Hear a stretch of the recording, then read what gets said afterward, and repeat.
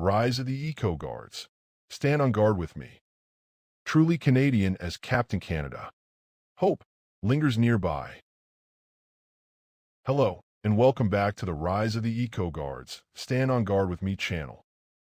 In this video, I'll delve into some subject matters that many people are confused and conflicted about, but is also informations and facts that are being manipulated into a narrative that many politicians in Canada want everyone to believe is fact, when none of this has been properly considered. And I'm not sure why. Anyways, I'll give you my uniquely different views on these matters. And I'll ask that all of you truly consider what is being articulated.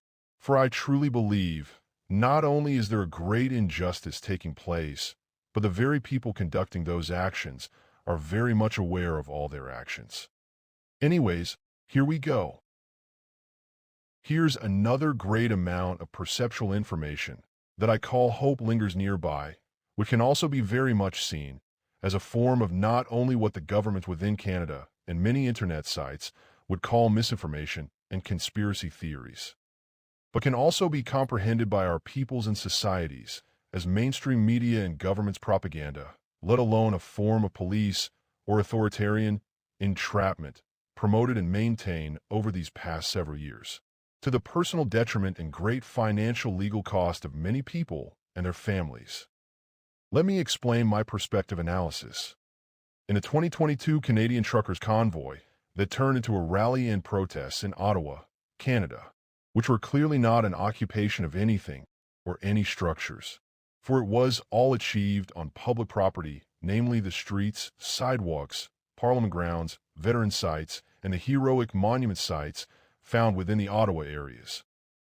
Anyhow, these events took place mostly because our governments were very insistent that all peoples, including our truckers, get the vax for what they believed was a great societal threat, when the true science on that at the time had truly not been completed or conducted in any proper manner, and to believe that any pharmaceutical company could come up with a proper functional vax within less than 1 year, when they've already admitted that even your yearly vaccine for the flu is from a strain from up to 2 years ago and really won't protect you from this year's strain, kind of proves the point.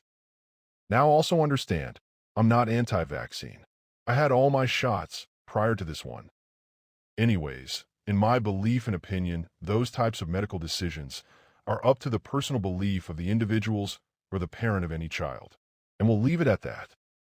But if these truckers decided to not get those shots, for whatever reasons, then they could not return to Canada in the event that the companies they worked for would send them into the United States to drop off or pick up a load. And that fact caused great anxieties within those industries, for truly think about it. When our valued truckers are doing their jobs, which of course were very much praised by all politicians during the initial start of that pandemic, and they were even called our heroes.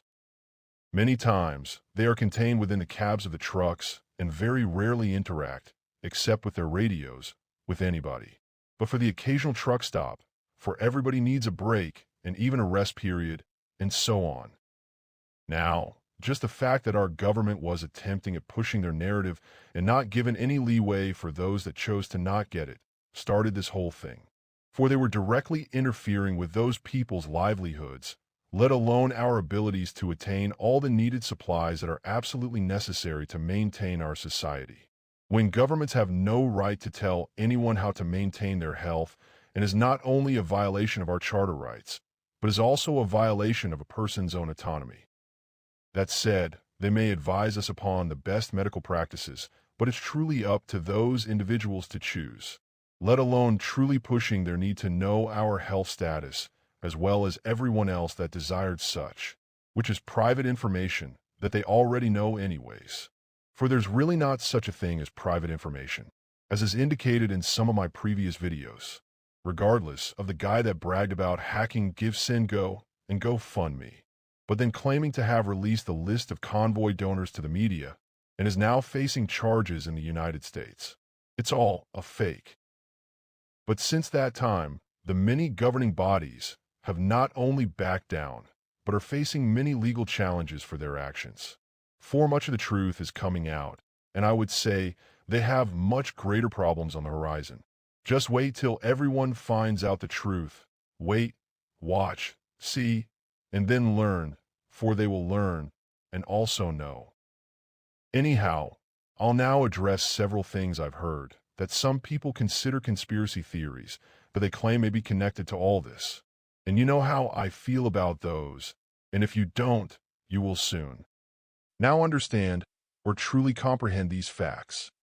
The three people that were chosen as liaisons, Tamara Litch, Chris Barber, and Pat King, by those other truckers, because the mainstream media and police authorities insisted, were not the organizers of the truckers' convoy, for there were a great many of those from all regions within Canada, and that was clearly seen at the very beginning within Ottawa during many press conferences.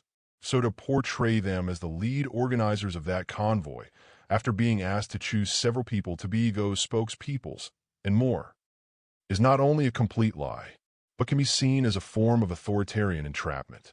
And that's one of the main reasons they should never have been charged with anything, for they did as they were asked by not only the other truckers, but the media that insisted the truckers have a limited number of people representing their goals. And let's not forget, they conveyed the instructions that were being given by authorities on where and when they should or could act, at least for the most part. The initial grassroots truckers rally and very peaceful protests, which saw hundreds of vehicles and thousands of people make their ways to an assembly in the Ottawa, Ontario area at great financial and most likely physical expense, gathered from all over our great Canadian landscape during brutally cold winter months of January and February, were guided mostly within proximity to Parliament Hill and those areas surrounding such. Actually, a place where little in the forms of civilian housing is located. 4 police officers guided those truckers to those places and advised all of them, with the help of several people later on, whom were greatly respected by most truckers and had been selected days earlier, at the insistence of both media and the governments, as spokesmen and liaisons, not the initial organizers, in order that they may keep every trucker apprised of the police instructions, like in keeping an emergency vehicle lane clear on all roads, and truly so much more, which was complied with by all truckers. For a great many trucks that arrived in the Ottawa, Hull areas were not anywhere near to those sites, for the true extents were massive and they could not truly fit all those trucks within that city. Nevertheless, earlier the rally and protest was characterized by mainstream media and governments of whatever branches, civil, provincial, and federal, as a decentralized assembly in its structure. And really, what would anyone expect from a grassroots movement from many parts of Canada, with the mainstream media often highlighting the lack of clear leadership or organizers? And I recall this well, for it was broadcast on many mainstream media programs, and a lot of people whom were streaming those conditions and outcomes all over the internet. Truly something never seen in our history until now. And can you all truly envision doing all this in the dead of a Canadian winter? My God, our truckers are tough, hardy, and kind peoples, just like all the other peoples of Canada.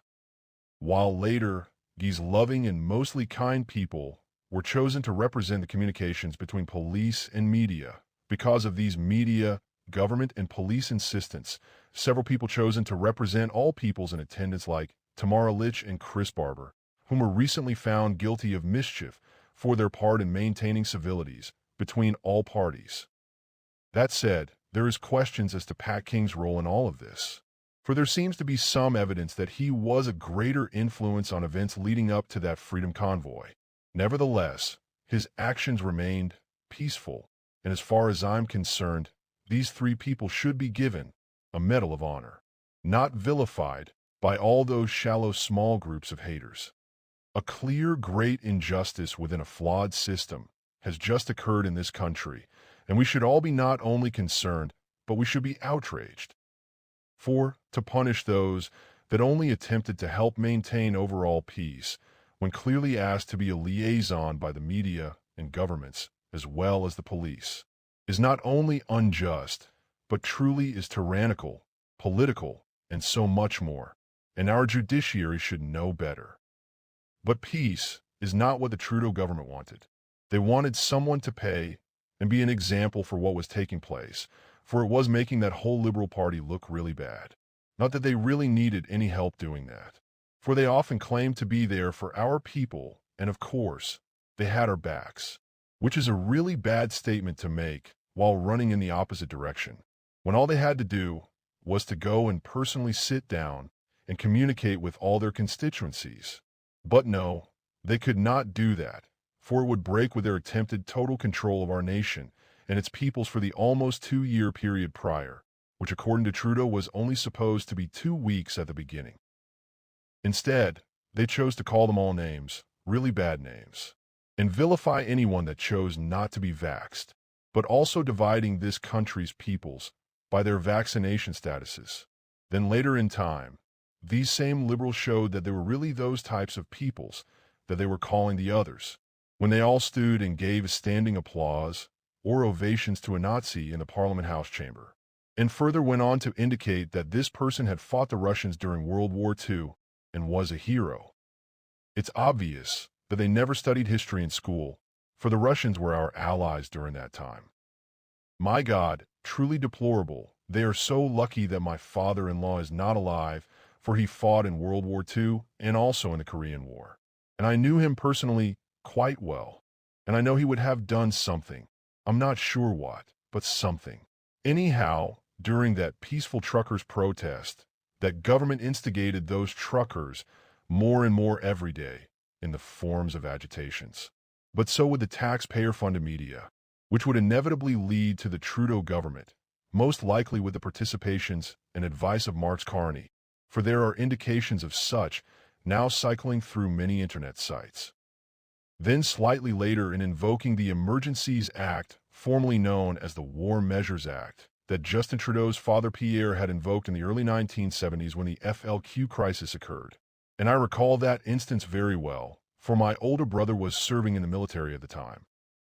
And midway through these current events goes 3 people being removed from assisting police in maintaining law and order, for they had been incarcerated, or jailed for the lack of government sanity.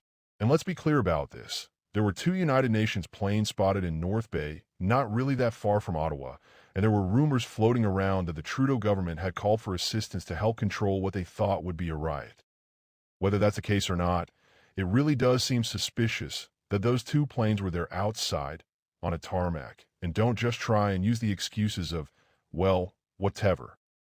I know it, on good authority, that the United Nations does not just park their planes on a cold tarmac, when heated hangars at the airport outside of Ottawa would be better. Come on, we're talking about the United Nations here. Anyways, the suspicions are still there.